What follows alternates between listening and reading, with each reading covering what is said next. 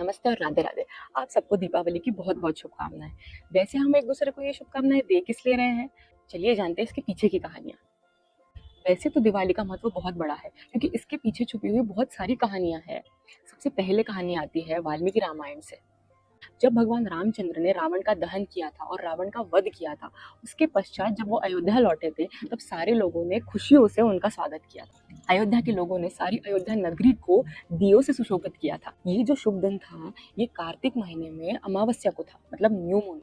इससे हमें यही सीखने मिलता है कि बुराई चाहे कितनी बड़ी क्यों ना हो, कितनी पावरफुल क्यों ना हो, लेकिन उसके ऊपर प्रकाश की जीत हमेशा होकर रहती है। दूसरी कहानी आती है नरकासुर की, मतलब नरक चतुर्दशी के दिन की, जो आती है दीपावली से एक दिन पहले। पहले जानते हैं कि नरकासुर था कौन।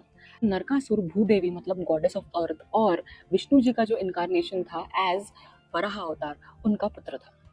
तो ये नरकासुर को एक वरदान प्राप्त था कि उनकी मृत्यु सिर्फ और सिर्फ उनकी माँ के हाथ से हो सकती है। देखते ही देखते उन्होंने अपनी शक्तियों का इतना गलत इस्तेमाल किया था कि उन्होंने स्वर्गलोक पे भी हाहाकार मचा दिया था और 16,000 स्त्रियों का अपहरण भी कर लिया था। ये नरकासुर सारी स्त्रियों का शोषण भी करता था और इसी वजह से सारे देवताओं ने भगवान श्री कृष्ण और उनकी पत्नी सत्यभामा इनसे जाकर ये एक बार डिस्कस की। अंत में ये डिसाइड हुआ कि भगवान श्री कृष्ण और माता सत्यभामा ये दोनों मिलकर नरकासुर का वध करेंगे।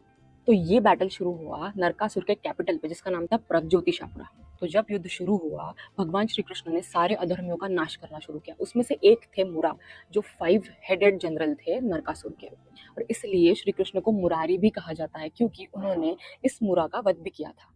युद्ध में एक क्षण ऐसा भी आया कि नरकासुर ने अपना बहुत ही पावरफुल अस्त्र भगवान श्री कृष्ण के ऊपर छोड़ दिया।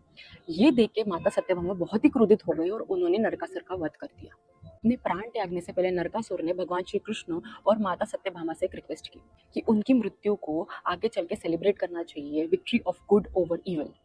साथ ही साथ नरकासुर ने जो 16,000 स्त्रियों का अपहरण करके रखा था, उन्हें भी कृष्ण जी ने मुक्त कर दिया।